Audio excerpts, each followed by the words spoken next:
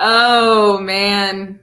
Hello, everyone, and welcome to Pardon Me, Alex, SFA's only lumberjack basketball podcast, coming to you live from East Texas for the last time for the 2021-2022 season.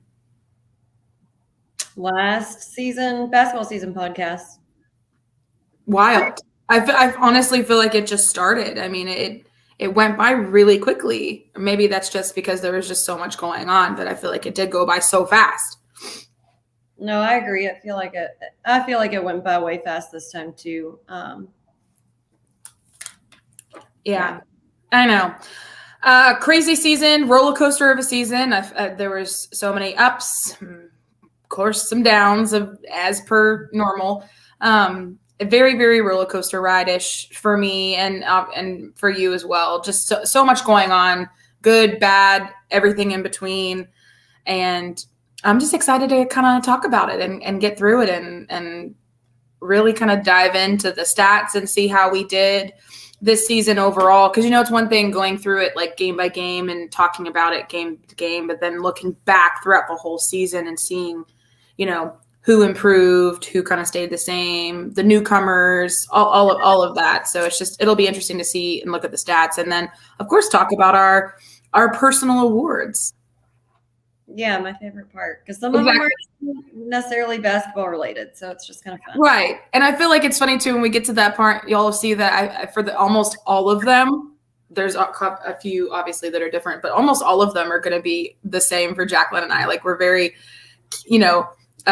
on par with each other when it comes to opinions about season best and worst and some of the players and their position roles. So I always think that's pretty funny too. I was literally filling those in. I was like, Jacqueline, we agreed on pretty much almost all of these.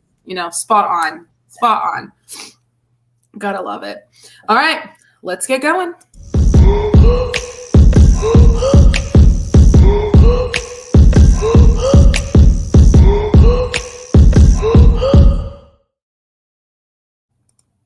Woo! All right. Don't mind me. I'm just having a pre-dinner snack. No, you're good. I can start off with a cumulative season overview while you snack. Absolutely. Get her done. All right. So first, just kind of touching on the overall results, as far as our season wins and losses. So our ending was 22-10 overall. So kind of here at the beginning, Alex put in this section, our net was 117. So our preseason predictions, well, I guess first of all, last season we ended at 142 in the NCAA net rankings. But here's our preseason. Alex was going with 26-5, and I guess 24-7. So we both overshot just a little. We did just a little bit, yeah. But I mean, again, I when we looked at I feel like I'm trying to remember back to our first initial conversation about the schedule. Looking back, I was like, normally I would say, oh man, we're gonna have a 30-win season, or you know what I mean, like we're gonna be great normally when we're in the Southland. But then looking at the new season, new schedule, new teams, I was like, oof, I don't know. Yeah, that was a hard call to make. It really was. Yeah. So here's kind of the breakdown of our, and just to kind of preface, because the way they divided up on our results page is kind of misleading because they have overall and then conference. So you would think what doesn't fall under conference is all non-conference, but really the conference section is only the regular season conference. So like, for example, our conference tournament games don't fall under the conference wins and losses they put there. So anyway, so whenever I go over the non-conference section, one of them will be our conference tournament game. But anyway, okay. We were 8-6 in our non-conference games, or just non-regular season games. So our wins were to LSU Alexandria, Mary Hardin Baylor, Middle Tennessee, Buffalo, Northwestern State, Lincoln, Wiley College, and Liberty. Like we always say, our preseason games are a really vast, wide mix of D2 and D3 schools that we just have to put on there to have someone to play. And then a few of the bigger schools that we convinced to play us. So there's going to be a wide span there. Our L's were to South Dakota State, St. Louis, Louisiana Monroe, per usual, unfortunately. Every time. Kansas, Abilene Christian, which of course, like I said, is in our conference, but that wasn't in the regular season. That was in the conference tournament. And then UNC Asheville, which was our loss in the CBI. Then we have 14-4 for our conference regular season standings results. Our wins were we beat Abilene Christian twice in the regular season, UTRGV twice, Lamar twice, Chicago State twice, Grand Canyon once, California Baptist once, Utah Valley once, Dixie State once, Sam Houston once, New Mexico State once. Then we lost to our 4 losses were to Charlton State. We only played them once. Mm-hmm. Houston, we split that one. Lost there, one at home. New Mexico State, we split. We lost to them at home and won there on the road. And then we lost to Seattle U, which we only played them one time. Yeah. So just looking back at and just rehearing all of that again, man, God bless. Obviously there's a lot of losses that I would love to have back, or at least like try again, especially with the team that we had coming into the last half of the season where we got on that 10-0 run, because it was a completely different team than what it was in the very beginning of the season. And so like our loss to South Dakota State, man, I would have loved to try our hand at them again with the team that we had towards the end of the season instead of the team at the beginning of the season. God, I would have loved to have, that chance again. Love to have, to play maybe Seattle again, try to play them again with the team that we had. Because again, that's another game that I think we both thought that was totally winnable. Yeah, and we only played them the one time, which sucked. Exactly. They just happened to be one of the teams that we only got one shot at, and we lost, so that sucked. Oh yeah, absolutely. And so some of those obviously Louisiana Monroe, like, Jesus God, I don't know. Something's got to give with those games. I don't know why every time we schedule those doofuses, but every time we play them, they just have our number, and I just don't get it. Home, away doesn't matter. And so that's obviously another win I would like or another loss I would like to try again at with the team we had at the end of the season. But again, what ifs and shoulda, woulda, couldas are going to be completely just moot now. Over. It's done. The fat lady has sung, but yeah, those are a couple that I would definitely want to have back. Yeah. For a mulligan. Same. Yeah. Okay. So moving straight into our kind of best and worst of the season, talking about a couple of different ones that are obviously basketball related and then a few that are not basketball related. So season best and worst. So first off, talking about our season's best win. And again, these are all like our opinions. So these are super like subjective. What we thought was the best win, best loss, best this, best that. This isn't necessarily down to like the statistics or if we, won by a ton or won by like one. This is just all what we think. So I love Jacqueline's response because, again, we were very much same on a lot of these. I just, I was trying to, after she filled hers in, I filled mine in. And I was trying to like put a little bit of, differentiating things on there so there were more to talk about. But some of these I couldn't because I'm like, I can't. Like, it's spot on. So for this one, for best win, I put, New Mexico State on the road. But better yet, that 10-0 win streak that got us tied for first was our best wins, I would say, for the whole season. But Jacqueline's was spot on as well. Yeah, so for mine, and again, like Alex said, this is completely subjective. It is simply our opinion of what we enjoyed the most personally. Right, yeah, exactly. So for me, I said number one, a win against Sam at home is always the best. Always, especially since this season, we lost to them so atrociously there, and they are not going to be in our conference anymore going forward. To me, that was great because then at least we evened it out. However, close seconds for me were beating GCU at home, just because I felt like that was the one game going into, we were really like, oh my God, they're going to be really, really tough. This is going to be a struggle.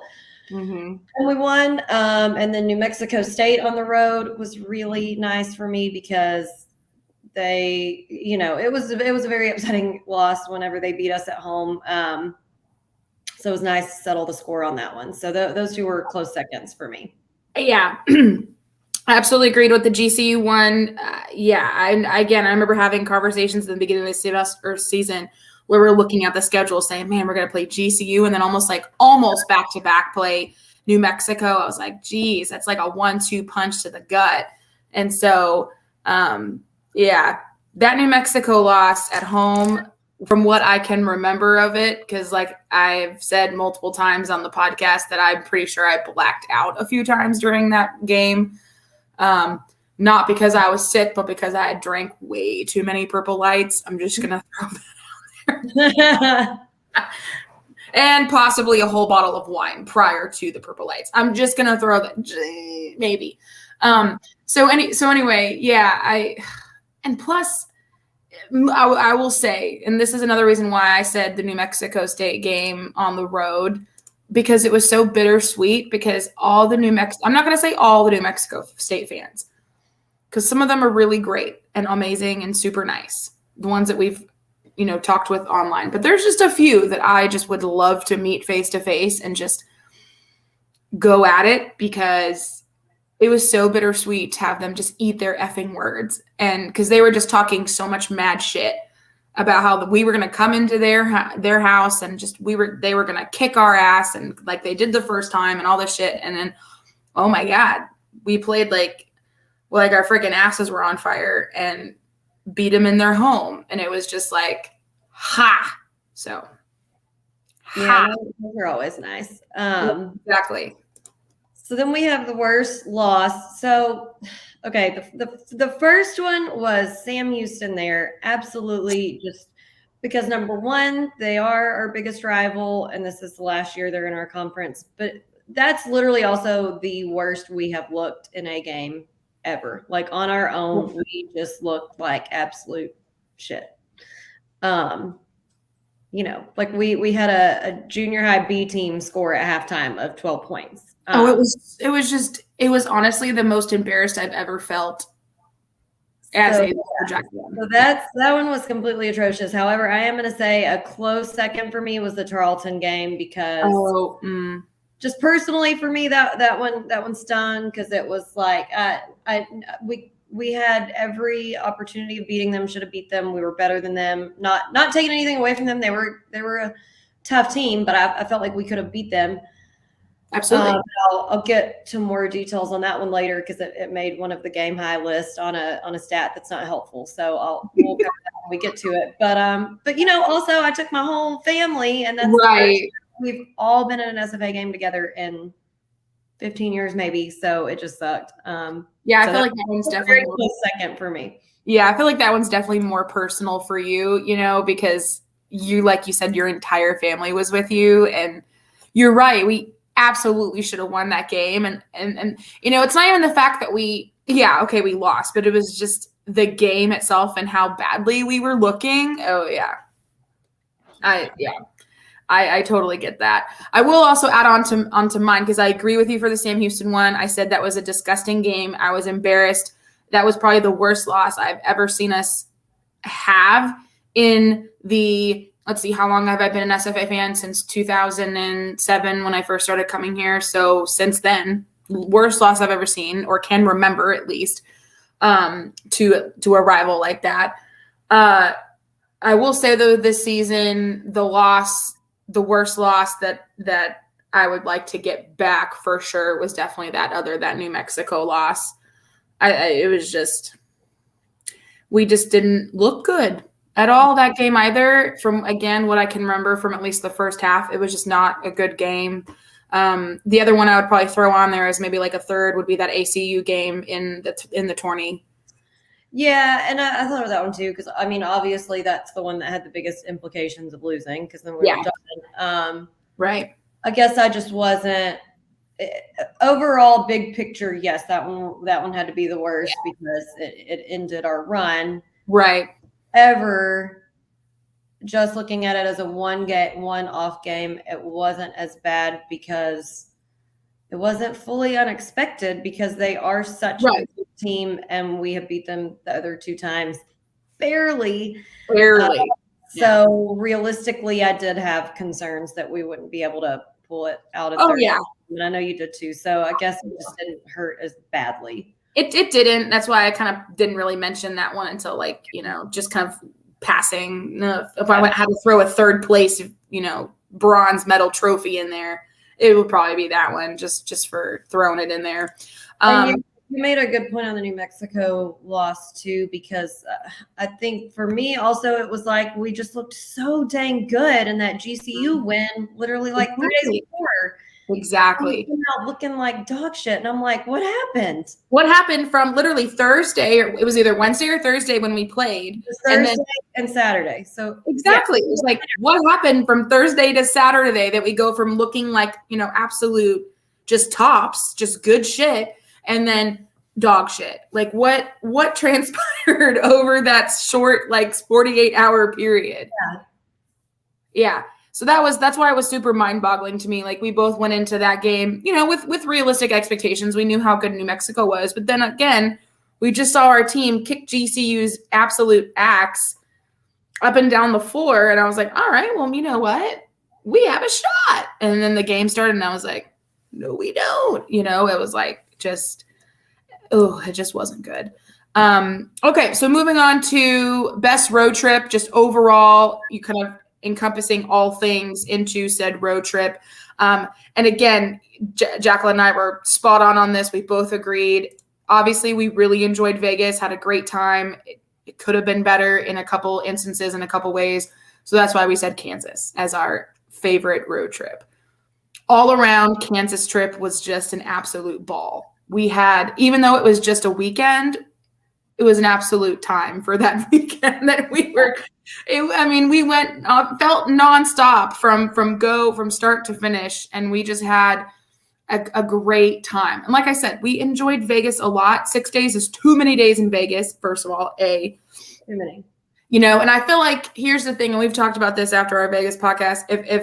If Uber Andy would have stayed the entire time while we were in Vegas, I feel like our Vegas trip would have been completely different story. Not saying it would have been way better than Kansas. I don't know. We don't know. It could have been, maybe, I don't know, because it didn't happen like that. But yeah, and it was, they were just different. Yeah. I mean, Vegas were just two different things. But I have several reasons why Kansas was the number one for me. First of all, that has been a bucket list trip for me forever. Absolutely. As much as was going to a Duke home game. So like we talked about on that podcast, wrapping it up, we didn't get the win like we did at Duke. However, we had a bigger group of people. So there was, just a huge group of us, more like camaraderie. We did literally everything together, this huge group of us. So it was so much fun. We had more time there than we did when we went to the Duke game, because it wasn't, 2 days before Thanksgiving. So we had a little more room to work with. Yeah, Duke, I feel like we literally got in Friday so late. We couldn't go or do anything that Friday night. So we woke up Saturday, had, breakfast, walked around a little bit, had lunch, and then had to go to the game. And then after the game was over, we, again, didn't really have anybody to hang out with necessarily. So we just went immediately back to our Airbnb. But also because our next flight the next morning was pretty early, wasn't it?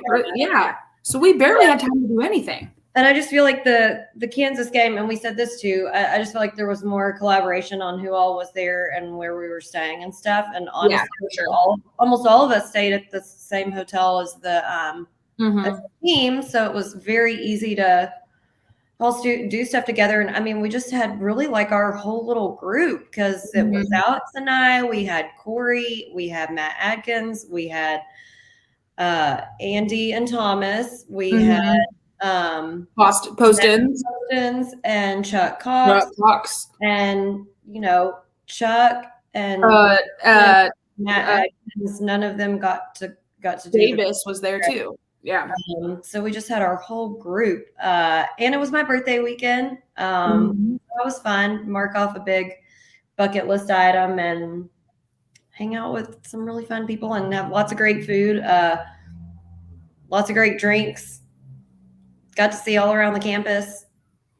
Got to do all the stuff. Yeah. Got to meet David's girlfriend Maria for the first time. Hang out with her parents. David's dad, Bob. I mean, we made a lot of good connections and started a lot of good relationships that weekend too. Because again, it was just such a small little group of us, and we all hung out with each other. And so that's another reason why I agree with the Kansas weekend being our favorite road trip or our favorite trip of the season. And again, don't get me wrong, Vegas was great, but it was just something about Kansas. It just felt more. I don't know. It felt more like how we normally do things rather than like, because in Vegas, everything's like big, bright, boom in your face. Like there's just so much going on. It's like overwhelming. And it's just, we don't even know what's up, what's down, what the fuck time it is, don't know. And so, that's why I always said 6 days is too much, because there's just too much. There's just too much going on. But yeah, Kansas was great, which again leads into the next one, which was food. And enjoyed every single bit. And again, Jacqueline and I agreed on this one too. Enjoyed every single thing that we ate in Kansas. Literally, Kansas is so high up there in good food, which she did. Well, Lawrence had such good food. Well, and of course, when we stopped in Kansas City as well. But like, I mean, every place we went had good food, good drinks, all of it.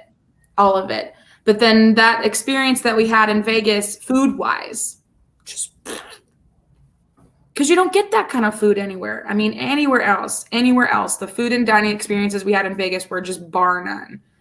I mean, Jack can tell you about that. Yeah, I said definitely the number one food experience we had in Vegas was the Wolfgang Puck's Spago restaurant at the Bellagio. But very, very close second was the best buffet ever, the Wicked Spoon with Cosmo. I dream about that buffet. I've told you that. With Andy and Nick. So that was good and that was fun. But yeah, everything in Kansas was definitely amazing and close second. And I think that I can't remember what it was called now, but the restaurant that was in the old bank was delicious. Oh yeah. I've been sitting here trying to think of it, but all I can think of is Old Bank, where Bonnie and Clyde. I'd have to look back. I'd have to look back too. But yeah, I mean, wasn't it called the Vault or something like that? I don't know. Was it called the Vault? It had a vault in it. I don't know if it was called the Vault. You can look back. But things like the mac and cheese at the Oriad, delicious. But then also we had amazing mac and cheese at the Wicked Spoon. It was so good as well. So it's like, I don't know. It's hard to compare the two, because it's like one's a college town in Lawrence, Kansas, and one's Las Vegas, Nevada. So it's kind of like, yeah, Merchant. That's right. Okay. Yeah. All right. But anyways. Yeah. Okay. But yeah, food was great. Wicked Spoon, Spago, Kansas at Merchant, the couple little breweries we went to, also delicious. I mean, yeah. So enjoyed all of those food experiences for sure. And then last one, best, worst of the season, talking about the best home game atmosphere. And Jacqueline and I agreed partly on it. Well, I mean, I agree with what she said. I'm not saying I don't. I just try to throw in some different ones just for comparison's sake. So I was saying that my opinion on the best home game atmosphere, it was hard to kind of gauge this one. And I said this because home games have to be better attended. There were just only maybe a few games this season where the actual home crowd made any sort of difference or a difference maker in the game, because in the past, prior to COVID, our home crowds were the difference maker in the game. And that was like, almost like the 12th man in Aggies. It's like the 6th man off the bench for us at home games was the crowd and how loud we would get and rambunctious. And we're slowly but surely getting back there, hopefully. But that's why it was hard for me to kind of nail down a perfect home game atmosphere, because there really wasn't one specifically. But the GCUW, the ACUW, or the Utah Valley W, all kind of, in my opinion, were all really good, decently home attended games. Crowd was, again, decent. A little bit of noise here and there, but there really wasn't one that particularly stood out to me, other than, and then of course the Sam Houston win, same thing. That was just like, oh my God, crazy. I will say though, the New Mexico State game at our place was fun as well, just because of the Heckler Hayes reunion. That's probably one that would also kind of go up there with me as good home game experience, just because of all the ridiculousness that we got ourselves into at that home game, both in tailgate and during the game, and of course post game, because we're just so controversial. Anyway, but that was a good atmosphere. I said either the win versus GCU or the win against Sam, because both good. Like I said, the GCU one we weren't necessarily expecting to win, and it was the Graham Coliseum game, and I feel like we had a decent attendance. Against Sam, just because it's always Sam. Yeah. Yeah. Anytime we play Sam, either home or away, it's always going to be decently attended, especially away. I always feel like too, we always have a good contingent when we play them in Huntsville. But then of course, when we play them here, I mean, there's people, there's alumni, there's people from all over that will come back just for the Sam Houston game, because it has this just allure and pull. So, yeah, obviously when they're not in our conference anymore, that's going to be kind of a depressing moment for us, just for the fact that it's always fun to play them at home. And so, if we play them, it'll be like a Northwestern situation where it'll be a non-con, still fun, still fun, still Battle of Pawnee Woods, but it won't just have the same. Hopefully we can continue that, because I think I forgot to mention that when I was doing the non-conference games at the beginning. Like it's so weird to read Northwestern in the non-conference column. Like it's just strange. But at least we got to play them. I'm happy we got to play them. Oh, for sure. And I'm glad that you and your mom got to go to that. I couldn't attend, but I'm glad that you and your mom got to go and still kind of have that fun experience going to Natchitoches, because I do love the trip to Natchitoches. I think it's always it's an easy trip. It's a fun day trip. And good food as always there as well.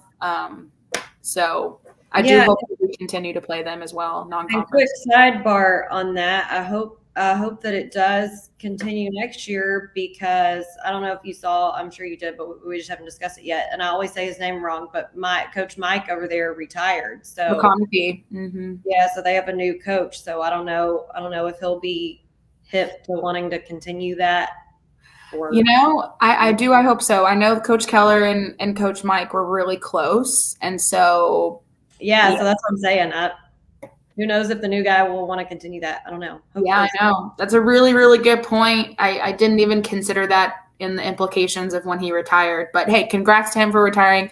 He's had a long career, especially there. I'm going to miss his pants. I was just about to say, who's the pants to look at? Like, we need to find out where he gets these pants. Because, if they got him in just purple and white. I hope the new coach will at least do crazy pants like one game a season as an homage to him. He should. If he doesn't, that's just missed opportunity. I was going to say missed opportunity if he doesn't. Because, great homage to Coach McConaughey. Oh, man. Yeah, no, absolutely. I agree. Could have missed that.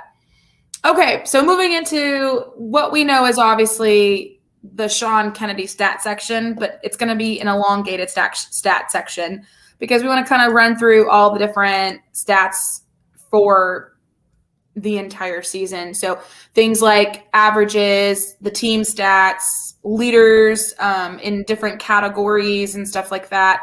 We'll talk about game highs with the team. We'll talk about game highs with individuals. And then we'll move on from there. So just to start off, one of the things we wanted to discuss was the averages. So Where? Okay, I just clicked on it. So individually, player averages. So to start off with, obviously, one of the first stats you get is game plays, which we don't really need to talk about that unless we're going to be sitting here and comparing how someone has played in 32 games versus someone who played, 25 or 18 games, I guess, for example. So that would really be the only time it comes into consideration. But so for the season average, did you want to go player by player or just stat by stat, or does it matter? Which one are you on? You're doing individual. Yeah, individual averages.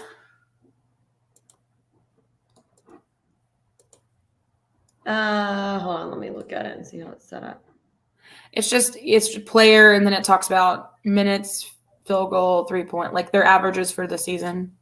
Oh, whichever way you want to do it.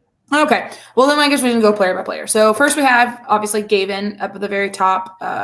So he played every single game this season, as one expects from a starter. His average minutes were 31.3. He had a field goal percentage of 61%, 3-point percentage of 20%, free throw percentage of 61%. His offensive rebounds per game average 2.7, his defensive 4.2, his rebounds, so total 6.8. And then the assists average 1.8. Steal, these numbers are so tiny. I'm like trying to squint. Steals averaging 1 per game, blocks 0.5 per game, and then 16.6 per game. So, and I think that's probably the highest of the team. Yeah, points wise, 16.6 per game. On that list, it's in order from most to least points. Right. Okay. Yeah. Oh, yeah, that makes sense. Okay. Of course, then we had Rati, but he only played 10 games this season. So it's not going to be a good comparison for him just because he only played 10. And I don't know if we've mentioned this. We probably have, but the rumor is, and the word on the street is that he is returning next season. So fingers crossed. Hope he does. I want him to get a second shot at his senior season, technically. Which is all, part almost like part 3, right? Yeah. Yeah. Which is also, I guess, another question I had, because I didn't know that after you play, I thought it was after you play a certain amount of games, like that's it. Like you're no longer, like your eligibility for that season's already done, or no? Is that not how it works, I guess? Well, I think it is. He must have just not hit. It's either a number of games or like a certain point of the season. I don't know, but obviously whatever the ruling is, it was early enough for him to do the red shirt, the medical red shirt. Yeah. Yeah, obviously. That's why whenever that happened and he got hurt and he was down for the season, I'm like, oh, that's it. Because he already played multiple games. I'm like, well, shit, that's it. But then this happened and I was like, oh, well, maybe not. So cool. Rock on. Yeah. So I was just going to skip over poor Rati because, but it's just funny because he played 10 games and his average points were 11.3. Well, it's points per game. Right. The game. Well, yeah. Okay. So that one's not going to change. No right. Matter how much you played. This is true. Yes, true, correct. Okay. So then you had David, 29.8 minutes average, field goal percentage, 42, we'll say 43, kind of rounded up because it was 42. 428. I can't read. 3-point percentage, 29%. Well, just round that up to 30, might as well. And then free throw percentage was 31, offensive rebounds, 0.3, defensive rebounds. His free throw percentage was 73%. See, I told you I couldn't read because these numbers are so tiny. 73. Yeah. I can't read it.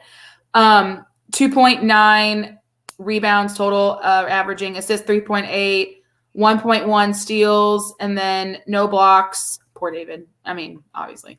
And then 9.5 average points per game. Then you have Day, 19.7 minutes, the 50, we'll just say 58% field goal, 0%. He took no 3-pointers, which I thought he did. Well, he might have taken some. His just made percentage was 0. True. Okay. Yeah. That's why I was like, what? 0? Then you have his free throw percentage was 68. We'll just might say that 69 because it was 6 on there. And then offensive rebounds 2.5, defensive rebounds 2.8, rebounds 5.3, assists 1.6, steals 1.2, blocks 0.8, and points 9.4. Calvin, minutes 24.8, field goal percentage 52%, three-pointer 46, free throw 62, offensive 2, defensive rebounds 3.8, rebounds 5.8, assist 1.9, steals 1.7, blocks 1, and then points 9.3. Trell 25.3 minutes, field goal percentage 37%, three-pointer 37%, free throw 90%. Look at you. Man, that's good. And then 0.1 offensive, 1.5 defensive, 1.6 rebounds. Let's see, assists 1.4, steals 1, blocks nada, and then points 9.2. Jalen 22.1, 38%. We'll say 39%. 31% 3-pointers. 70, we'll say 71 free throws, 0.4 offensive, 2.1 defensive, so that means 2.5 total, 2.2 assists, 1.3 steals, 0.8 blocks, 7.5 points. Nigel, 20.9 minutes per game, 35% field goal, 28% 3-pointer, 82% free throw, 0.6 offensive, 2.3 defensive, 2.8 rebound total, 1.2 assists, 0.8 steals, and then 0.2 blocks. And then we'll just skip over Jules because he don't matter. Nana, 9.9 minutes, 49% field goal, 58% 3-point. Look at that, Nana. 70% free throw, 0.7 offensive, 0.12 defensive, so that's 0.9, 1.9 total assists, 0.4 steals, 0.3 blocks, 0.5, 2.5 points. Derek is 9 minutes per game, 50% field goals, 11% 3-pointer, and then free throws 62%. 0.5 off or rebounds. I'll just say total. 1.7 with rebounds, 0.2 assists, 0.4 steals, and then 0.1 blocks, 2.4 per game. Diego, 8.8 minutes, 33% field goal, 31% free throw or 3-point, 68% or 66%. Sorry. Free throw, total rebounds 0.7, assists 0.4, steals 0.3, no block, and 2 points average. Jonathan, 3.8 minutes, 45% field goal, 0% threes, 57% free throw. Total rebounds 1.1, assists 0.1, no for steals, and then 0.2 blocks and 1.2 points. And then poor little Jamel, 3.6 minutes, 33% field goal, 0% three, and then 100% free throw, 0.6 total rebounds, 0.3 assists, 0.1 steals, 0.1 blocks, and 0.7 points. So there you go. Whew. All right, Jacqueline, you're up. The leaders if you want. Do what? If you can just pop down to the leaders if you don't want to do the full team, but you can. Yeah, I think that'll be faster. It'll be easier. Yeah. So first, let's do the game high for each one, and then we can come back and do the overall leaders. Yeah. So the game high, as far as team, our team game high points was against Wiley with 100 points. Team high field goals made was 40, also against Wiley. Field goal attempts was 74 against Buffalo. 3-point field goals made was a toss-up between Lincoln and Abilene Christian. Three-point field goal attempts, the most we took was against Sam Houston. That was the first time that we played them whenever we lost. The bad loss, yeah. Most free throws made as a team was 29 against Lamar. Most free throw attempts taken was 36, also against Lamar. Same game. Yeah. Most rebounds as a team was 42. And we did it in 3 different games against Grand Canyon, against Seattle U, and against Chicago State. The most assists as a team was 27, and that was in our Wiley game. The most steals as a team was 15, and that was in the Lincoln game. Most blocked shots as a team was 10 against Northwestern State. Most turnovers as a team was 26, and I bet y'all can guess who that was against, Abilene Christian. Mm-hmm. The most fouls as a team was 27, and we did it in 2 different games, once against Middle Tennessee and once against Charleston State. Now, our game high individually, the most points in a game by an individual, 37, and that was Gavin against California Baptist. Most field goals made was 14 by Gavin in that same game against California Baptist. Most field goal attempts, also by Gavin, same game, California Baptist.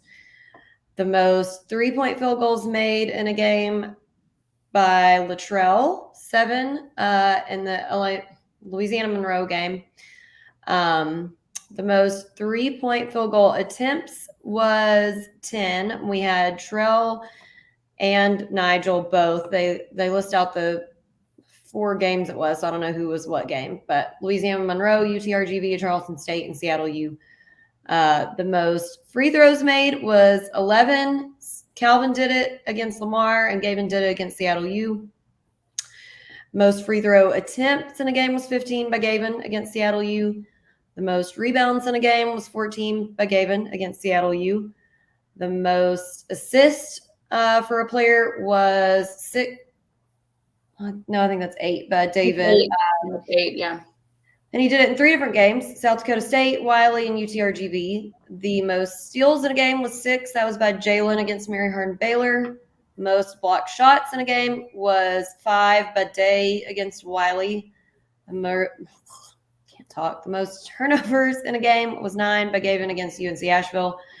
The most fouls in a game, obviously the most fouls in a game was 5, and we had several players do that, but I'm going to tell you how many times each of them fouled out because it didn't break that down. I had to do this manually. Oh, girl. So JJP fouled the player who fouled out the most, I think we can all guess, was Calvin. He fouled out 5 times. Shocking. Then we had JJP and David each fouled out 4 times, and I will say 3 of David's 4 times were all 3 games that we played against ACU. Again, no shock here.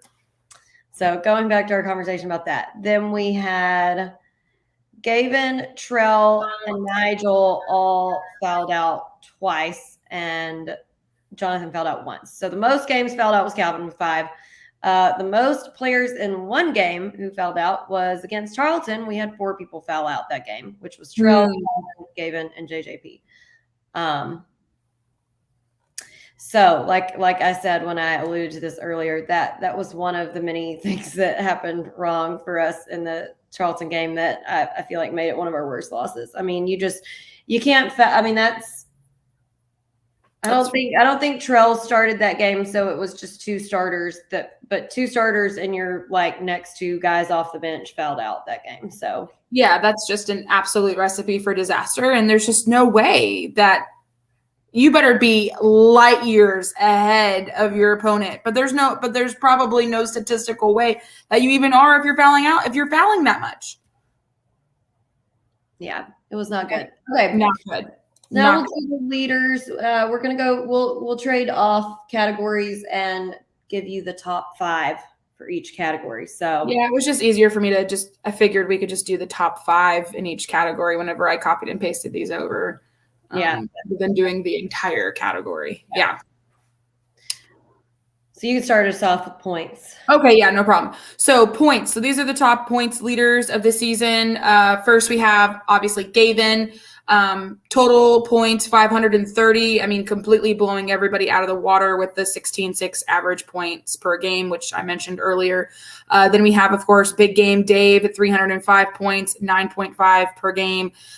Day with 300 points total, 9.4 per game. Calvin with 299, almost at the 300 with 9.3 per game. And then Trell with 900. 294 at 9.2 per game. And I think that's so interesting to look at because, I mean, obviously we all knew that Gavin was the points leader. And obviously most of his points are in the paint. And every game we wanted to have the points in the paint high. It's just a good, solid game plan for your points in the paint to be higher because, the little saying, live by the 3, die by the 3. It's just a higher percentage shot if you're closer to the bucket. Not saying that it's easier because it can be harder when you're more closely guarded, banging around down there. But it's just a higher percentage shot than 3-pointer. You could be wide freaking open and miss. But so obviously he blew everybody out of the water, like Alex said, 530 in the net. I mean, so he was almost doubled the next person, but then our next 4 were within 10, 10, 11 of each other. Yeah, almost. Yeah, each other. Because you had 4 people from 294 to 305. So I think that's really good. I think that shows how strong they are in scoring that the next 4 were that close. Oh, for sure. I mean, they really spread that around, pretty equally. So interesting. Yeah. That was cool. Okay. So the top 5 leaders for field goals, obviously going to be pretty close to the same. We have Gavin at number 1. He made 198 field goals out of 324 attempts. So his field goal percentage was 61. Field goals made per game, 6.2. Field goals attempted per game, 10.1. I'm just going to give y'all the field goal percentage because it's just easier, I think, than the lead versus attempt because that's the average of that. So number 2 was Day. Oh, shoot. Sorry. You're good. So Day, his field goals made 126 out of 218 attempts for a percentage of 58%. 57.8%. I'm sure on it, 58%. Calvin, number 3, he had 118 field goals made out of 226 attempts for a 52.2 percentage. Number 4, we had David with 115 made out of 269 attempts for 42.8 percentage. And then number 5, we had Trell with 89 made out of 239 attempts for a percentage of 37. So kind of interesting to look at the attempts, field goal percentage overall. But for sure, yeah, agreed. All right, moving on, 3-pointers. No surprise here. Leader of the pack with 3 points is going to be Trell. His 3-point percentage was obviously the highest on the team at 37%. He made 70, attempted 189. It's just wild to think about that. And then, of course, you had David. He was at 29%, basically almost 30%. Jalen was at 31%, as well as Diego, and they played vastly different amount of games. Jalen played 31 games. Diego played 24 games, and they both were at 31%. Jalen attempted way more than Diego. Jalen attempted 100 and made 31. And Diego attempted 42 and made 13. So kind of, again, differences in, the players there. And then lastly, you had Nigel at 27, we'll say 28% with 3 points. So our free throw leaders are. Oh, they list. Hold on. You're gonna move this over a little bit. Hold on.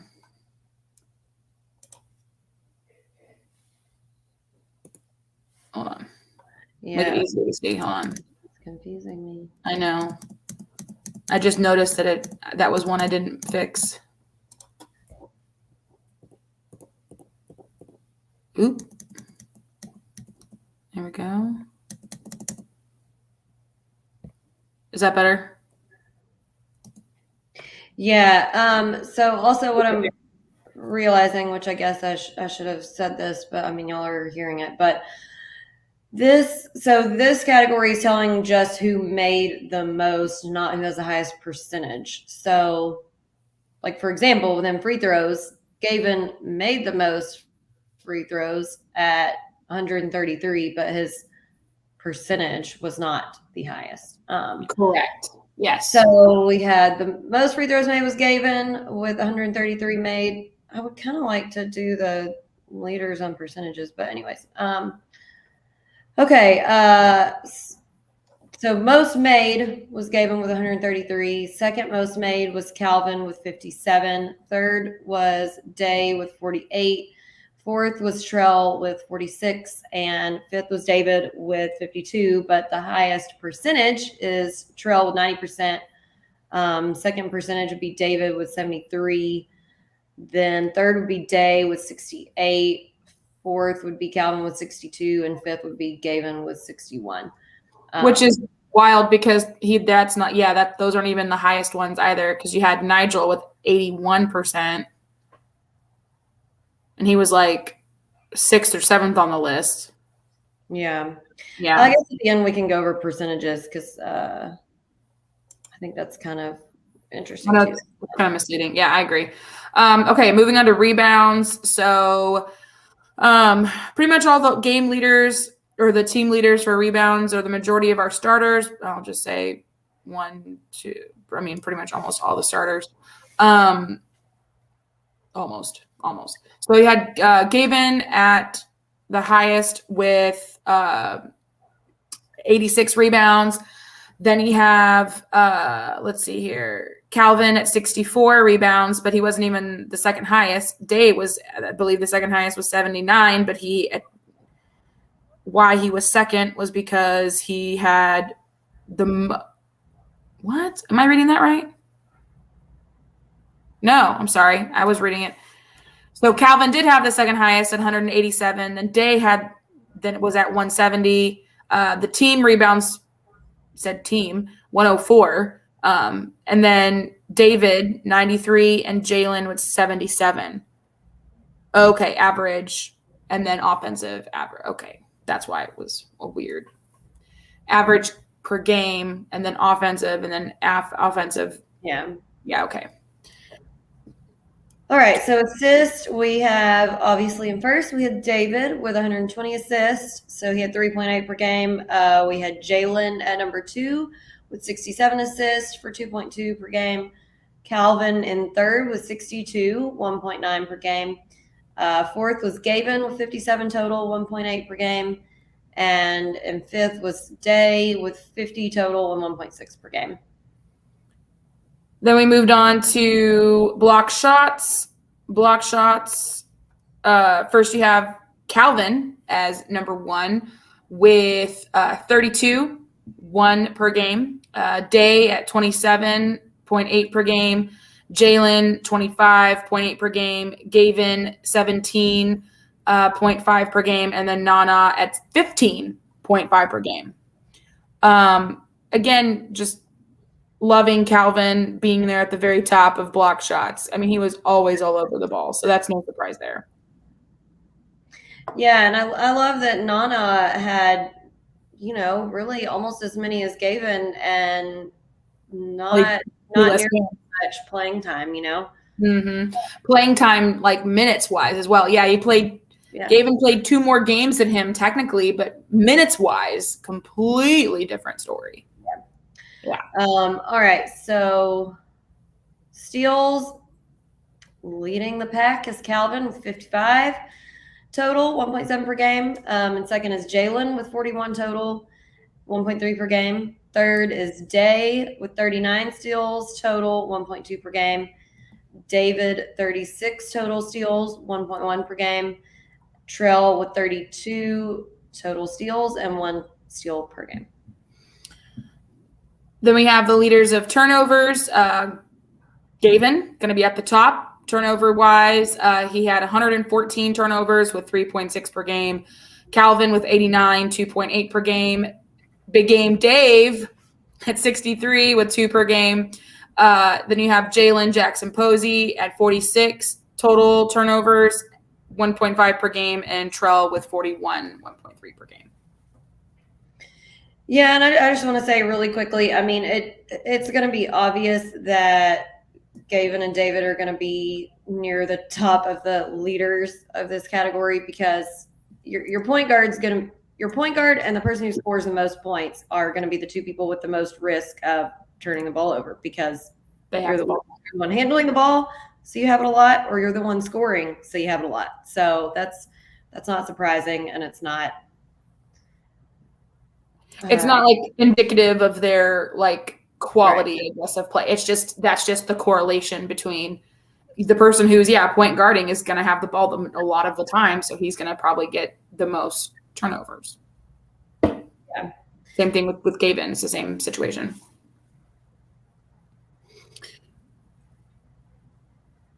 Yeah, I'm done with that one. You can go on to the next. Oh, okay. Right? Because then. Oh wait, hold on. Mine's like my stuff's all refreshing, so I'm all lost. Okay, I guess you did turnovers, right? Yeah. So you're on PS. Okay. All right. Leading the pack, we all know Calvin with 107. But you know what? When you're getting the most steals and the most blocks, gonna get the most fouls. Again, that's why this is so interesting to look at, because now it's like it's all making sense when you're like, oh, fouls, but then when you look at the other stats, you're like, okay, well, it kind of checks out. Yeah, and I think that's why it's so important for us to go over all these, because a lot of the leaders of the most positive categories are also going to be the leaders of the most negative categories, because they go hand in hand. You're taking more risks, Oh, completely, yeah. More shots, or you're taking more gambles on defense. You're going to end up with more turnovers or more fouls. That's just the way the cookie crumbles. So, number 1, we have Calvin with 107 fouls, so he got 3.3 per game. Just about fair. Gavin with 90, so 2.8 per game. Jalen with 79, 2.5 per game. Trell with 78, 2.4 per game. And Day with 70, so 2.2 per game.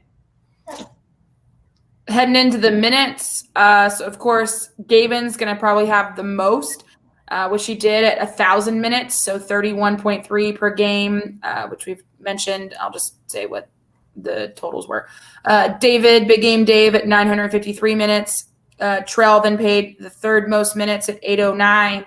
Calvin, 795. That's because he was in foul trouble so much, so he sat his ass on the bench. And then Jalen was at 686. So those are your top 5 with the most minutes. And I think what's so interesting about that is I don't think so Trell started some of the season, but not all the season. But not everything, no. And he was 3rd. And JJP, I don't think ever started. And he was the 5th most minutes. Yeah, he may have started maybe we'll say 1 or 2 games. Maybe. But yeah, interesting enough that wasn't all 5 starters. So, right. Yeah, completely. Last one. All right, assist to turnover ratio. We have, and I said exactly this, the people who are handling the ball a lot. So we have David at the top with 120 assists to 63 turnovers, 1.9. Raw T, 26. Of course, this is going to be a lot lower because he didn't play that many games.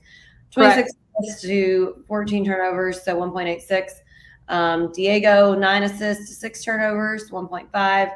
JJP, 67 assists, 46 turnovers, 1.46. Day, 50 assists, to 38 turnovers, so 1.32 on the ratio.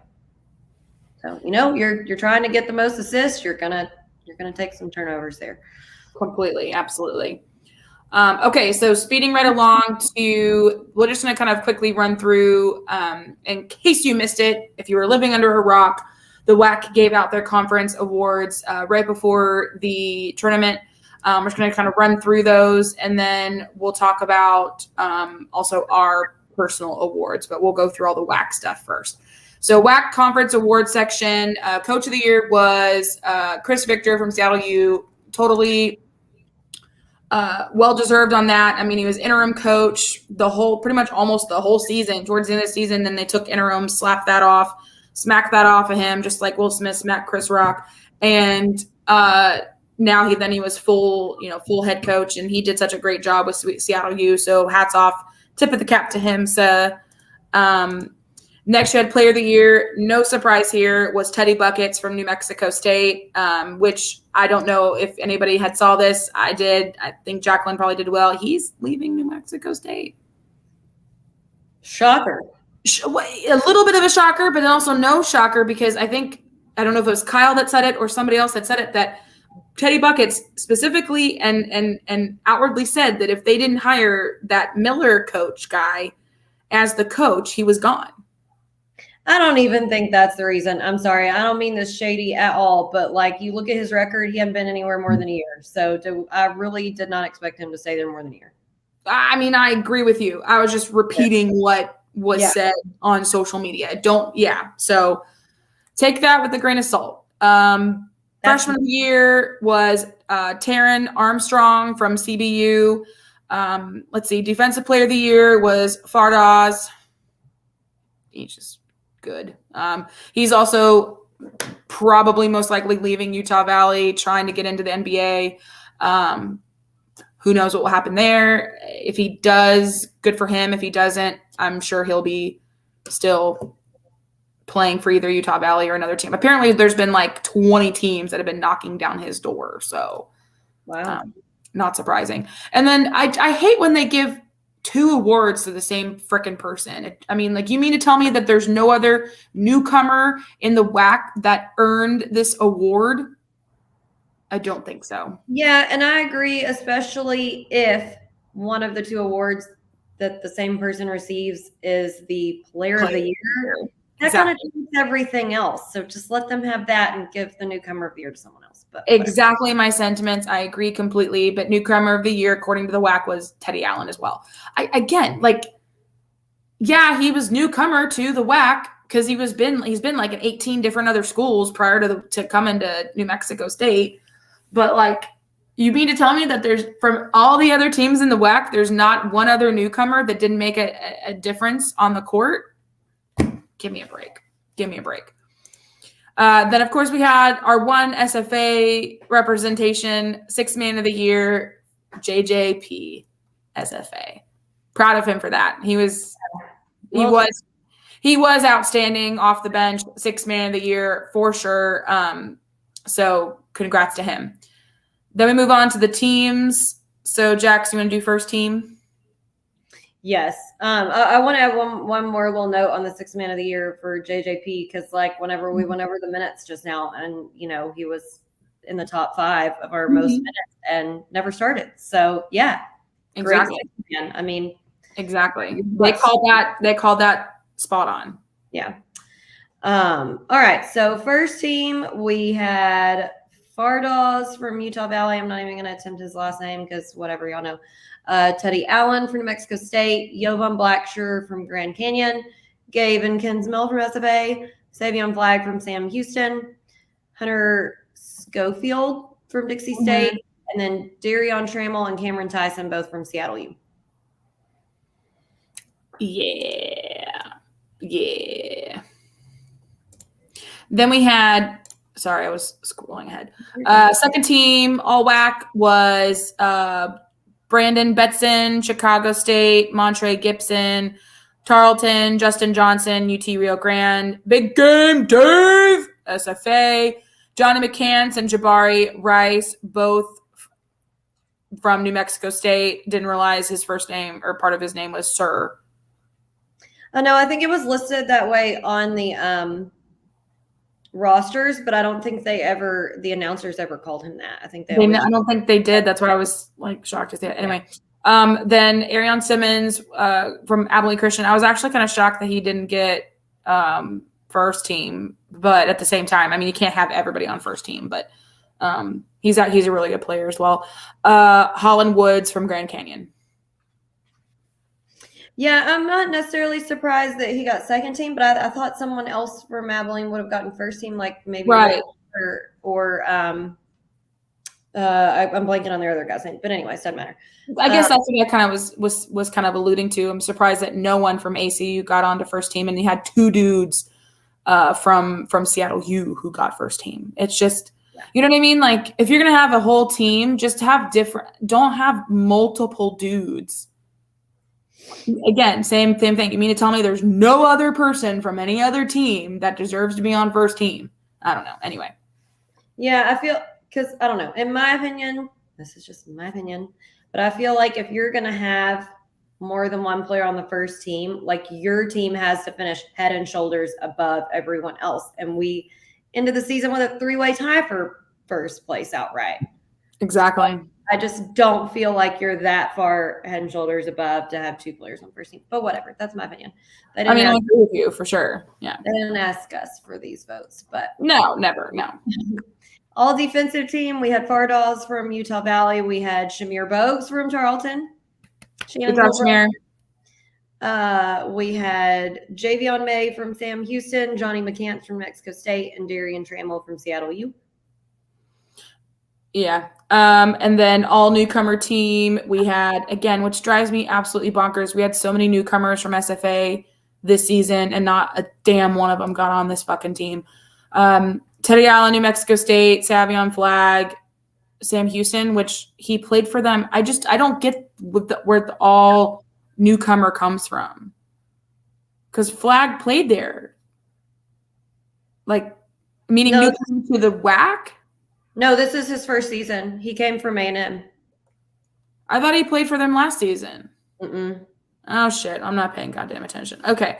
Obviously I'm not paying attention. So Justin Johnson, UT Rio Grande, Cameron Tyson, Seattle U, and Holland Woods, Grand Canyon. Okay. So to end off, we are ending with our personal awards for the season for our teams. Everything from MVP to best role player, funniest player, most spirited, and everything in between. Do you want to go like one at a time and do each of, like, you do MVP, I'll do MVP, or just want to say all of ours and then you say all of yours? No, I think let's do by category and we both go. I agree. Okay. So because I think the first one we both agreed on who the MVP is of the season. We both said Gavin. You know, stats speak just absolute, you know, I'm not even trying, I can't even think of the word. Speak volumes. His stats were outstanding. He hit 1,000 points this season. He played well. He was a difference maker on the team, on the court, and obviously it shows. He's part of the reason why we are where we are, or ended where we ended at the very top. I mean, points in the paint.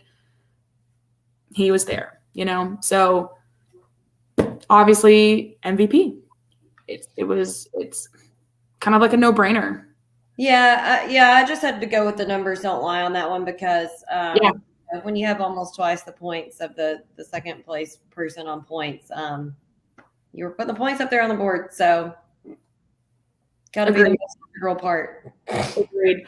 Next PMA award is Most Improved Player.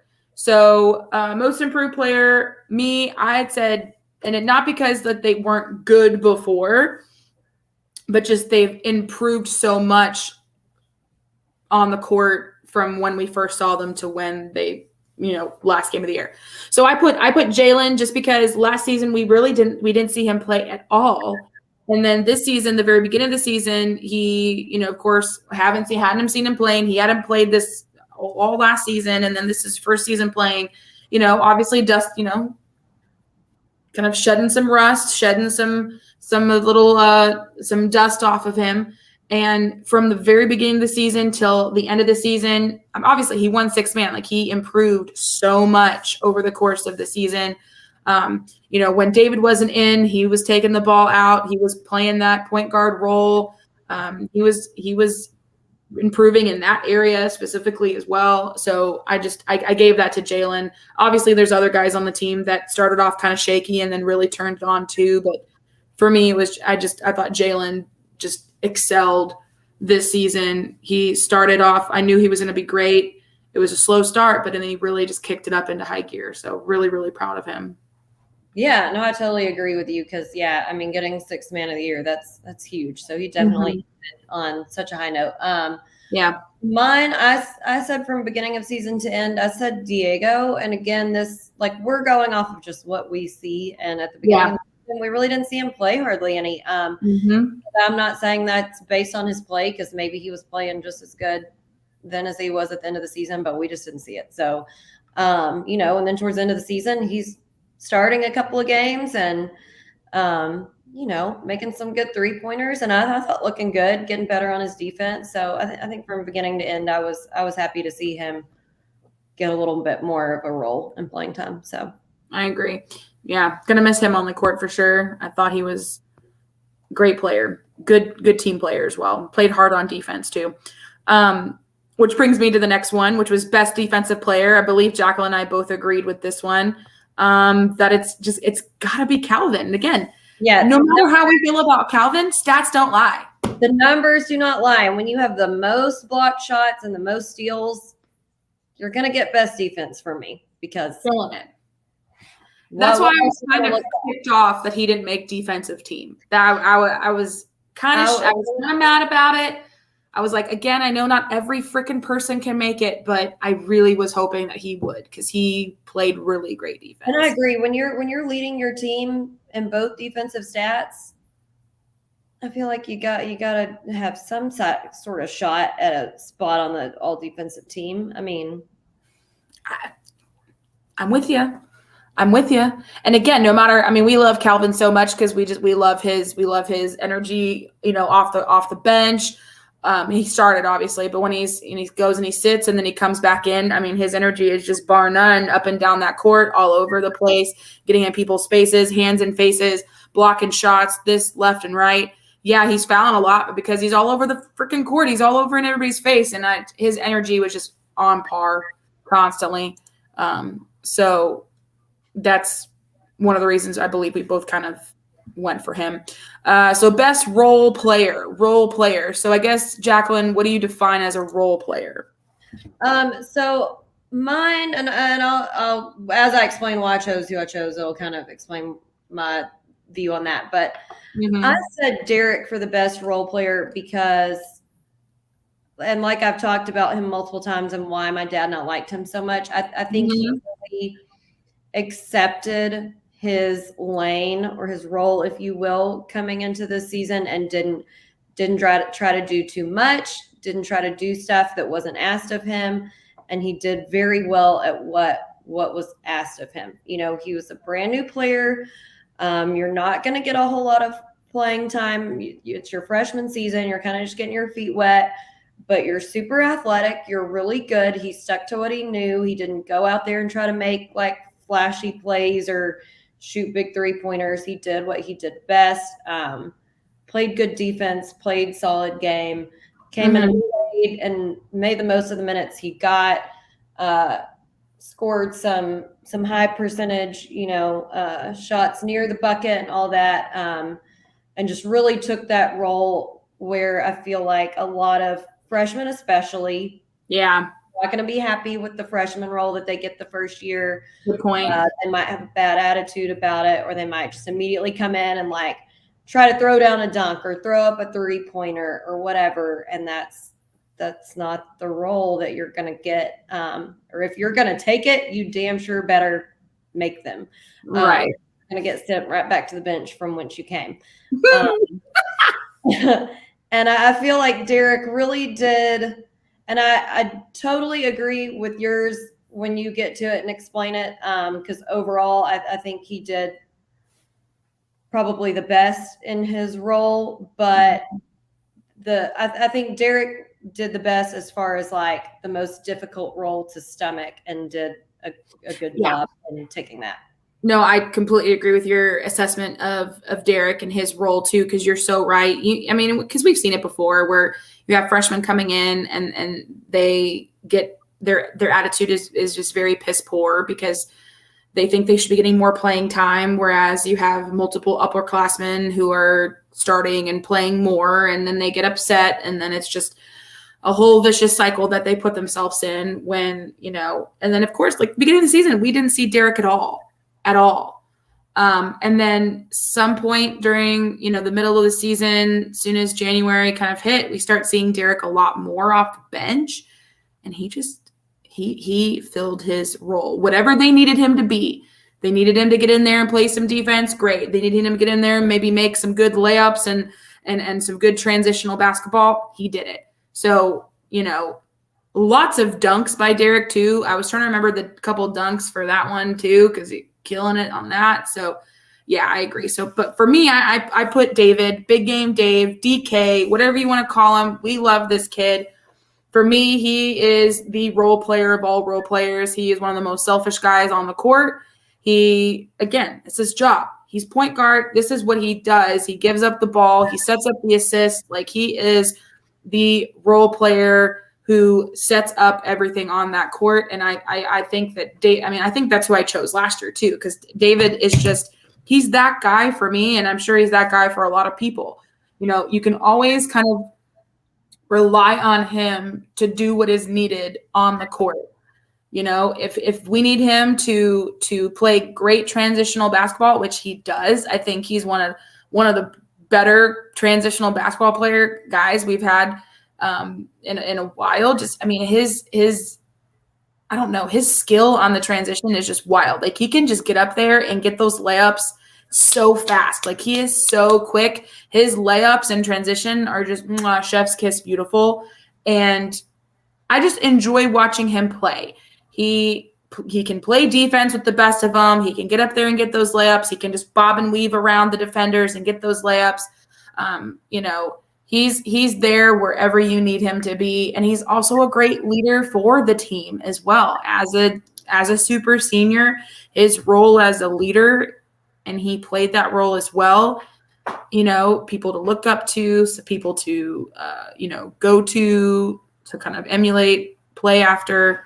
So I think David is David. Like, we're going to miss that kid so much, not just because of his role that he played on the court, but just off the court. His attitude has always been just what exactly you ask for in a teammate and a guy and a dude.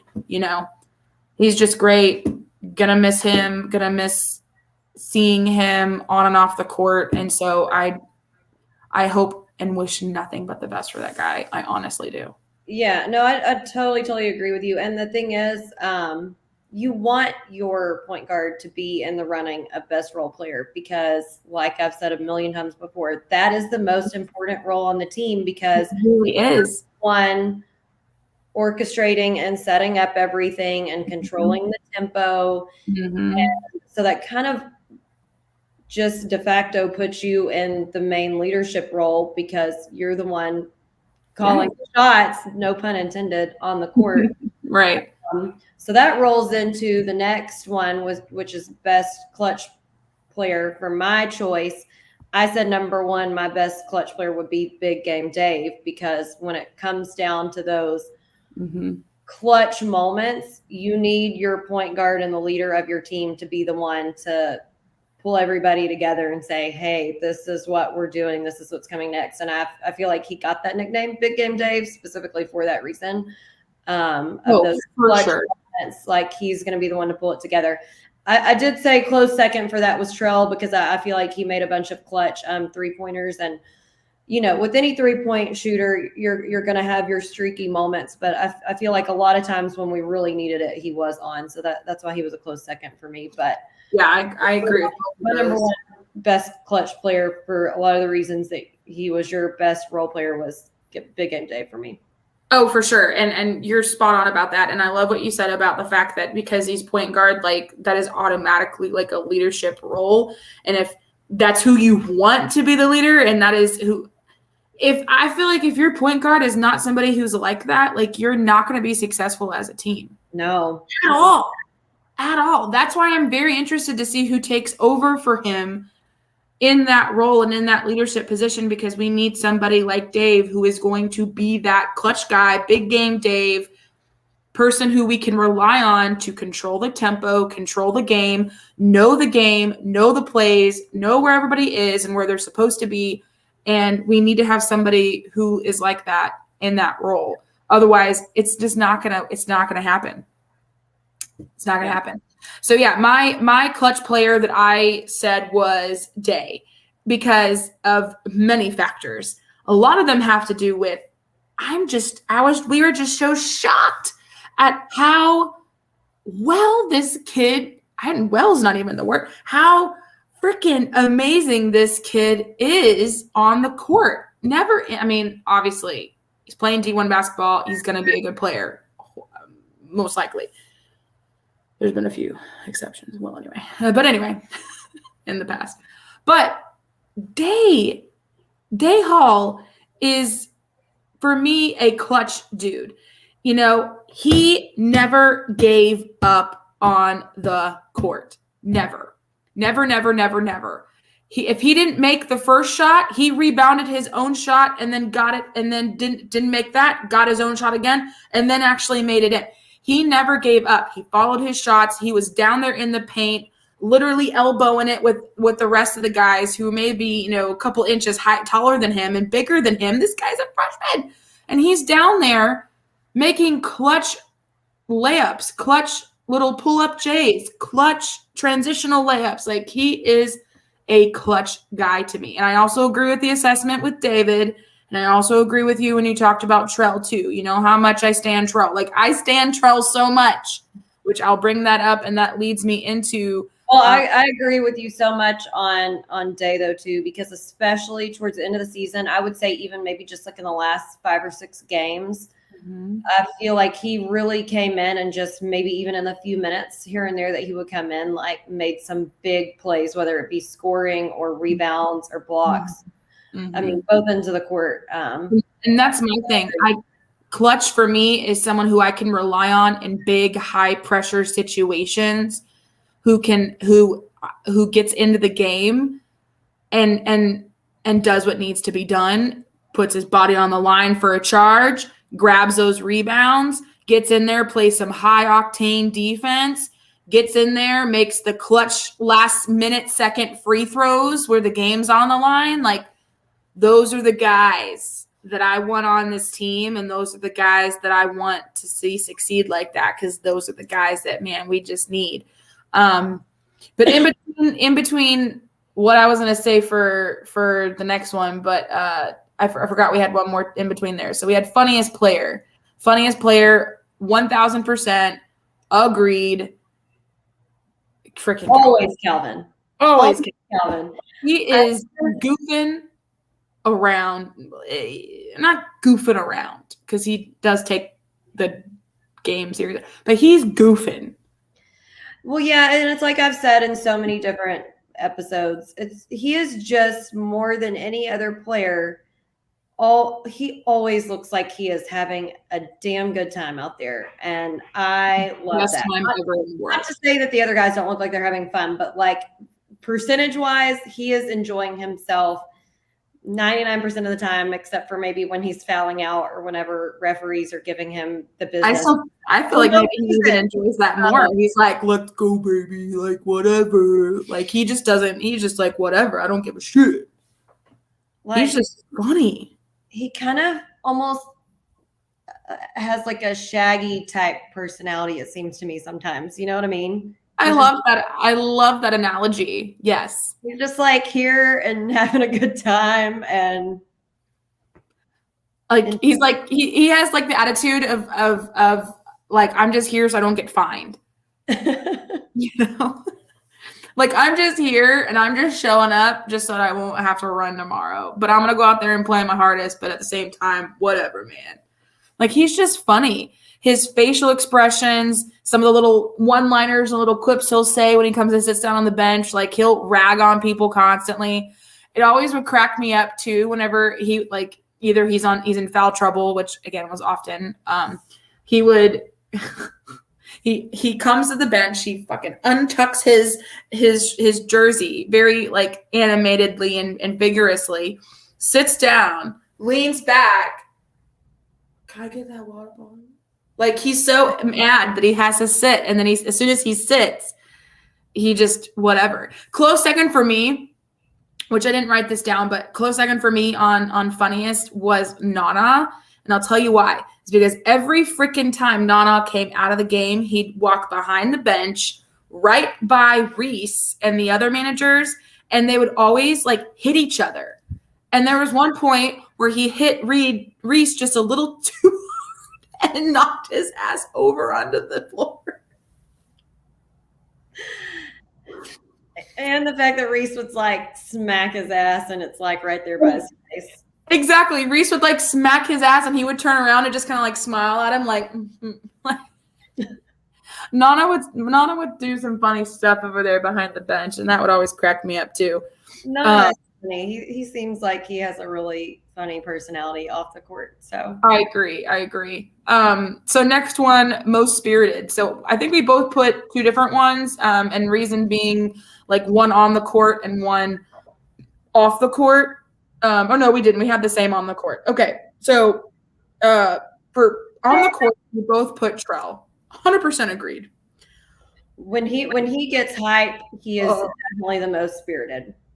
When he gets on a streak or a roll, when he hits that threes, his personality and his mood goes from like, okay, playing the game to, okay, we're playing this game. Like, he just is all over the place when he's hitting threes or a big moment in the game. Like, he's that's why I had this background up there for a while. I should have left it up there. Like, yeah.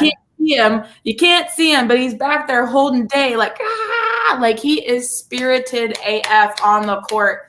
And I love that energy. I love that juice. And when he gets excited, ooh, baby, I get excited. So this is where I was going to mention this too. Like, don't think I'm not. I really want to make some like Trell shirts.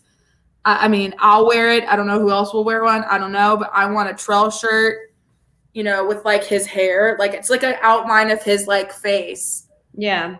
And like something Trell related with like a 3-pointer, like, I don't know, gonna design something because gotta love Trell so much. He's hype. And then my other off or on the bench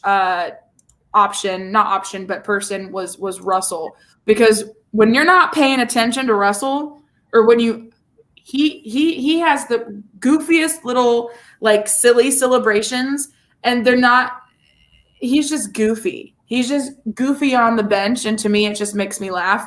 And he's very, very spirited out, but it's very like controlled. You know what I mean? Like, it's not like the celebrations that we'll mention later. It's just like he'll do like a quick little like 3 like arrow thing. He'll just very quickly get it done. And he's always cheering. He's always slapping, butts and high-fiving people. He's like biggest cheerleader on the bench. And I cannot wait to see this guy play. I just can't, like, Jesus, he's been on the bench. He was all injured last year. And then this year, don't know what the heck was going on with him. Yeah, lots more injuries, I think. I just don't know if it's the same or different. Yeah, I don't know. It's just wild.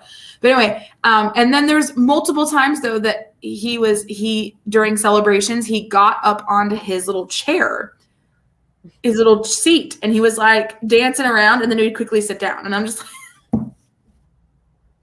like he's just a cute kid. Love that kid. And plus he's a big supporter of us as well, and I think he's great. And he'd always rag on me for how many beers I was drinking. But it was so funny. Yeah, we love him. So my on the bench one, I said the new kid transfer, Peyton, which I mean, this is good and bad because I feel like he got very spirited in funny ways on the bench, but also sometimes maybe a little too much. spirit, which I love it. I love the passion, but maybe a little too much chitty chatty to the referee, and then you got to go sit in the locker room second half.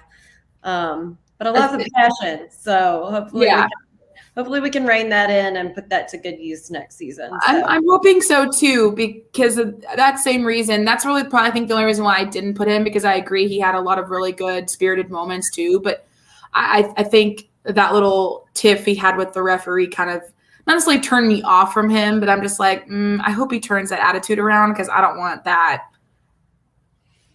I don't want that on the bench or on the court. Caution with the passion and rein it up. Yeah, completely. Best six man, I put definitely Day or JJP. It was honestly depending on who starts. If it was like if Day started, obviously then he wouldn't really count as a sixth man. Obviously JJP won sixth man, so that just makes sense to have. But I also think Day coming off the bench too, and that's why I put him as the clutch as well. Is just he had a lot of coming off the bench moments that just hit hard. Yeah, no, we said the exact same thing on that, because you're exactly right. It kind of just depended. Sometimes JJP would start or Day might start, so they wouldn't necessarily be the sixth man that game. But and obviously we were not far off the mark if JJP won best sixth man for the whole conference. So correct. Yeah. The two of them were great sixth men when they weren't starting. Yeah, absolutely. Next one, we got best hair. So I said just Trell, because Trell has fantastic hair. But then of course when I added in Jamel, obviously Jamel has similar hair to Trell, but also really, really cool hair as well. So those are my two for best hair. I love Trell's hair. When he would get excited and freak out, it's like, yeah. And it would just yeah. And I kind of divided mine up because kind of for the same reasons. So just general hair category, I would say Russell has really nice hair. Like you can tell he has a really thick, nice head of hair. I agree with that. But then the braids, we got Trell's braids, we got Day's braids, and we got Jamel's braids, which are all fantastic braids that are similar and all fantastic in their own way. So completely. Then we have best off-court style. So I had to do a little background kind of searching and looking whenever I put who I put. I did too, and I want to preface, because this will probably cover yours as well. Listen, what we are strictly going off of what you guys have posted on your Instagram, because that's it that we have to go off of, because it's not like we just ever see y'all in street clothes. Like we don't really ever see them in street clothes. So some of y'all might have some fantastic style, but the only pictures you got on your Insta are of you in an SFA uniform. So yeah. I don't know. So we're just going off with what you've posted on Instagram. Exactly. I'm glad you brought that up, because that's all I had to go off of. So I looked on pretty much everybody's Instas, and the person who had just fly interesting style for me was Gavin. His style was really interesting, cool. A lot of different colors. He mixed up a lot of different things. So Gavin's style off the court, tops for me. Good. Loved it.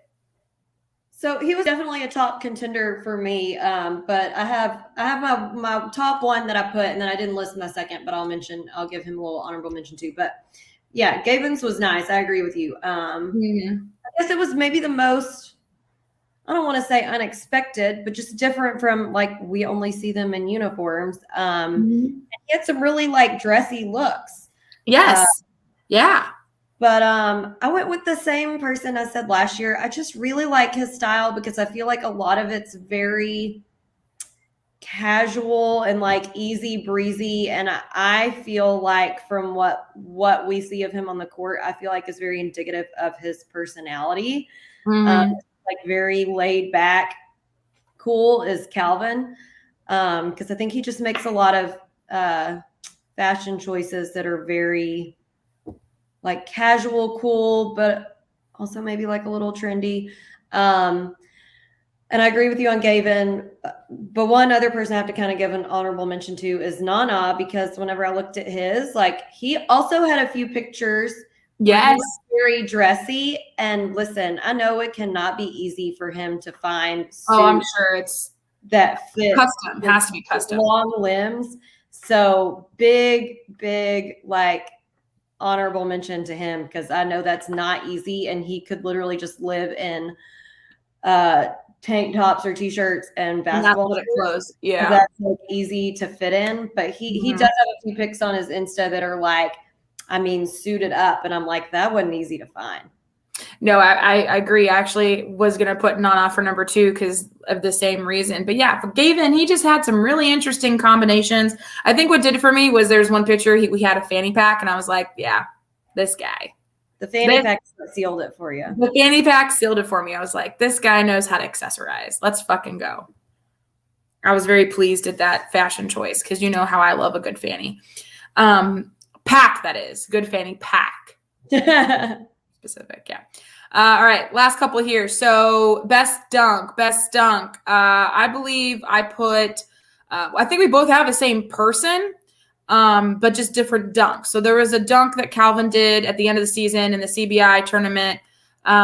Just an absolute disgusting, like alley-oop dunk, pick and roll type dunk. It was just nasty. Plus, it was the one that I remember the most because of recency bias. It was the latest one. So that's literally why I put that down.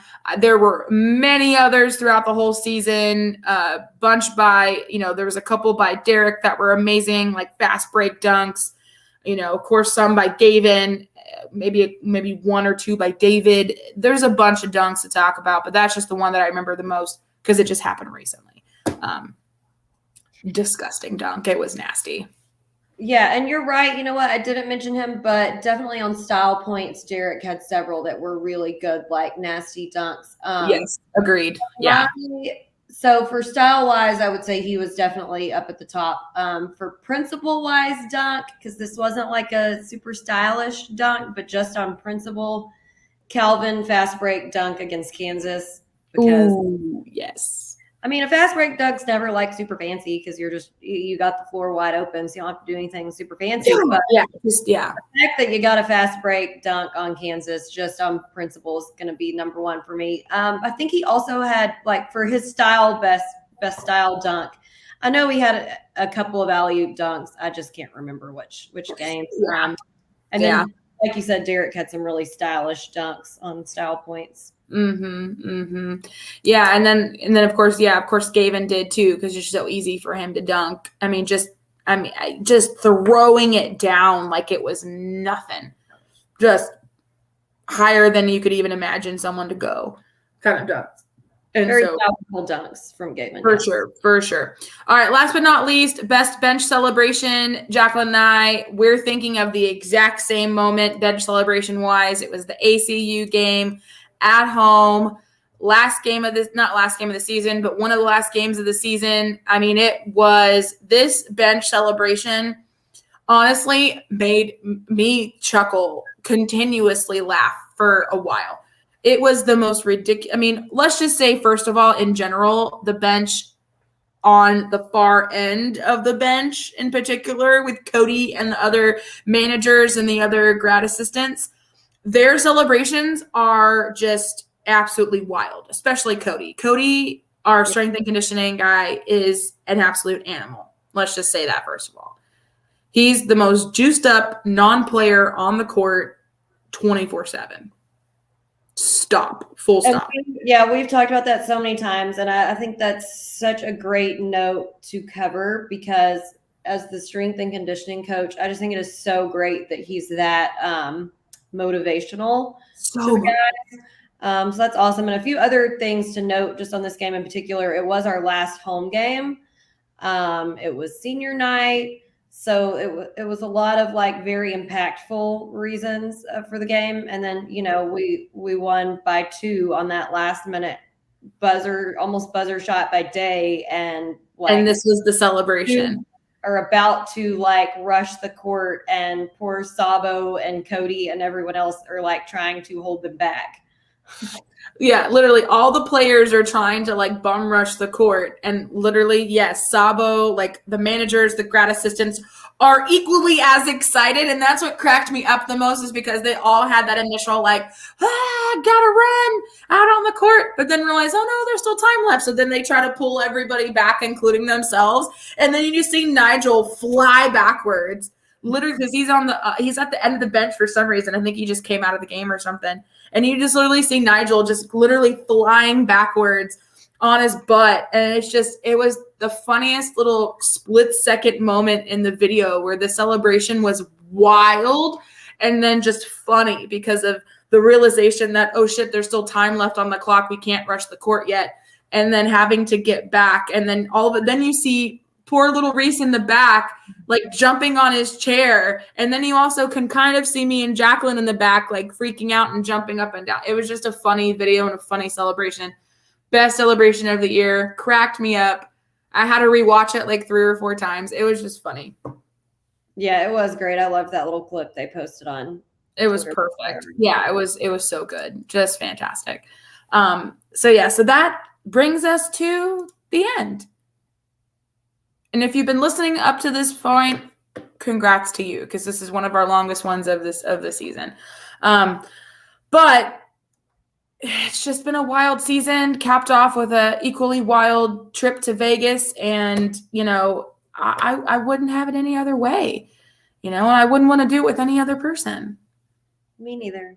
But yeah, so this ends the basketball portion of Part Me Alex for the season. That does not mean that we won't come back every once in a while between now and the beginning of fall season, or at least in the beginning of the fall, whenever we have our preseason episode. We do some off-season podcasts. We have maybe a couple in mind that we've already kind of chatted about. I'm sure there may be others that just kind of spontaneously present itself to us. I know for a fact I and Jack, I think we would like to possibly do one with Tony first with soccer, for sure. Yeah, we wanted to talk to him. Yeah, we wanted to talk for a while. Just haven't ever gotten it exactly. We've also talked about trying to do a softball one since we finally did our baseball one.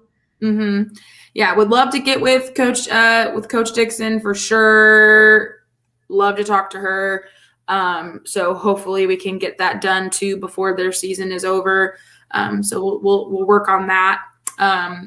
So yeah, definitely talk to Tony because we've been trying to, and it just hadn't worked out. Would love to talk to Colby. Colby will do it 100%. He's ridiculous and we love him so much. So that'll definitely happen. I mean, we got to talk. There's so much to talk about with Colby. I mean, it's the last battle of Piney Woods football wise. Now we have a quarterback and then we have another quarterback and they're in the middle of spring ball. And so it's going to be very interesting to see how this quarterback kind of rolls out. Who knows who's going to, I don't know. I have no idea. And then, of course, usually in the summer, we try to do a couple off-season basketball things, State of the Union type things, or, once we figure out who's coming back or who's staying, we also try to do a Where Are They Now kind of alumni basketball edition. Maybe we'll try to get some of the alum boys on there. Hey, Scotty, too hotty. Yeah, no, I think that would be a super fun one to do because we haven't done a Where Are They Now one in a while. I think it's been maybe 2 years. So I think so, yeah. Some of the ones that we covered and talked about are going to be different or in different spots. Mm-hmm. Plus, we have a whole new 2 years worth of players who have graduated to update on what they're doing. For sure. Yeah. So it'd be nice. Maybe we could, like I said, try and get a couple of our old school, our alumni guys to get on the pod with us. That'd be fun. Kind of update us on where they're at, what they're doing, what their life is like. So yeah, so that's what we'll be working on. Great for this one too, to talk about David, Gavin, and Diego, and what are they going to be doing next? Yeah, that would be great. Absolutely. And then maybe get with Dez, because he just had a career change. He just got hired on in Tulsa with the coach that he was with at La Tech. So maybe get a hold of Dez. Of course, I would love to try and get tea time on the frickin' podcast, but who knows where the hell he is. Oh, right. Man, Jesus. And I think it was in Greece, right? Yeah. I think so. Des is a great one who we haven't had on yet, and I'm sure he would be happy to jump on for a few minutes. So that would be right. Cool. Also, our boy Kevon. I think we could definitely get Kevon to jump on for a few minutes because Key has been doing really well, playing in the G League and playing, doing a lot of basketball stuff too. Still, so that would be nice to get him on too. So, well, those are things we're going to try and work on for the summer. Do what we can, and so. Yeah, lot still coming up for us. So, but we want to give a big thank you and shout out to all of our new followers and fans all throughout the WAC. We appreciate you interacting with us and chatting with us on social media and really kind of getting us into the WAC basketball scene pretty seamlessly and easily. Especially, shout out to Kyle and Daryl for really helping us out and being there for us and helping us with stuff and behind the scenes. So love it. We're excited. First year in the WAC. Check down. Wow. It's, like I said, been a wild season. Wild ride it's been. It really has. It really has. And again, we're just very thankful that we're continuing to do this and we're, we love doing it and we hope you guys enjoy our conversations. Really do. We do. We hope that you do. But, if you don't, we're not everyone's cup of tea and it's a podcast and you don't have to listen. So, but hopefully you don't dislike it because we're not ever, I don't know how many times people have asked us, oh, cool. Like, do you guys, do you have sponsors? Do you get money for this? No, we don't get paid for this. This is just out of our spare time and pure love of the game and the school. Yeah. We get any sort of profit off of this. If anything, we're spending a shit ton of money more of our own money. So yeah, I mean, it's and hopefully you all see the intention that we have behind doing this, which is just what Alex said. Literally, we put a lot, not to try to talk about how much time we spend, but we do, we go to all the home games. We try to make any road game that we can. And we did all of that before we did the podcast because that's what we enjoy doing and we enjoy sports team. And so now it's even more time into it because we, at least I normally do. Sometimes Alex does. We'll rewatch the game to make notes. Either way, we're taking notes, making notes, looking up the stats, putting together these hour-long episodes that we do. We do all of that not because we're getting paid, not because we have any kind of position with the school. We literally are doing it because we enjoy supporting the team and trying to get them more attention, and we're simply just sharing our observation and opinions on the game. That's it. That's it. Watching. So that is not to say that if there are any people out there that would love to support us and sponsor us,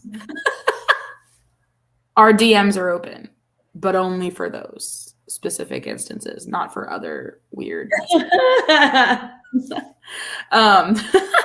Which brings me to my last thing before we sign off. Do not forget that, dang it, when you buy a MyPlate, you are helping out SFA Athletics so much. When you get a sweet plate to show your SFA pride, the athletics teams get about 50% of that purchase price. Man, we are tired of seeing UT orange, boo, maroon from A&M, boo, red from Texas Tech, boo. There should be more purple, beautiful SFA plates on the road. So come on, real fans have MyPlates. When you buy a 5-year personalized SFA purple plate from myplates.com, SFA Athletics takes in almost $250 from that purchase. It's a Stephen F. Awesome way to support your teams. When you renew your 5-year plate, SFA gets nearly 400 doll hairs. That is 400 doll hairs. So if you don't have a MyPlate, first of all, what are you doing? Everybody, every SFA fan should have a MyPlate. And if you don't want to pay the $500 or the basically $500 almost 5-year plan, it's okay. You don't have to. There's also 1-year and 3-year plans you can do. If you already have a MyPlate, You can easily update it to an SFA plate if you have a different style. If you have an old SFA plate, you can update that summer gun to a new purple SFA plate with the new colors on it. Super easy. And then at the end of the day, if it's still too expensive, you can easily do old school layaway. Easily. Pay a little bit each month, get your plates, and then obviously during that time, your personalized message gets absolutely set aside so nobody gets to steal it. Easy, easy, easy, lemon squeezy. So go to www.myplates.com/lumberjacks. You can actually get a $50 rebate from that. Only takes a few minutes to do your personalization or your background only, whichever you prefer, and get your My Plates. Simple as that. Easy, easy, easy process. Jacqueline and I love our plates. People always ask us about our plates and how we got those, and it's as simple as just going to myplates.com. So, man, oh man, easy way to support the teams, and we hope that you can get a My Plate as well because it's just an easy, fun way to support the teams, all of athletics, not just basketball, all of athletics, and not just men's, women's too, because we support them as well. So agreed, and I love mine. Yeah, yours is awesome. Mine, I always get constant confusion because they're like, does it say Millix? Like, yes, it says Millix because that has absolutely no context at all in my life. Yeah, that's it. Millix, you got it. It's me, Alex, you dumb dicks. It's easier when we're parked next to each other. It makes more sense. Yeah. I get that, but my name's Alex. Me, Alex. Pardon me, Alex. Get it together. Get it together, people. Oh, man. Anyway, so we just wanted to, again, thank everybody for following us. Still follow us and stay with us during the off season because, like we mentioned, we're going to be doing some off season episodes coming up here, within the next few weeks before the season is over for softball. And then, of course, throughout the summer as well. So we're excited for the off season. We're excited to see where our team kind of goes and ends up player wise, personnel wise. And so it's always an interesting off season because you never know what the hell's going to happen. So love you guys. Thank you again for supporting us all season long. And as always, Axe and Jacks. With Alex and Jax. Have a good night, people.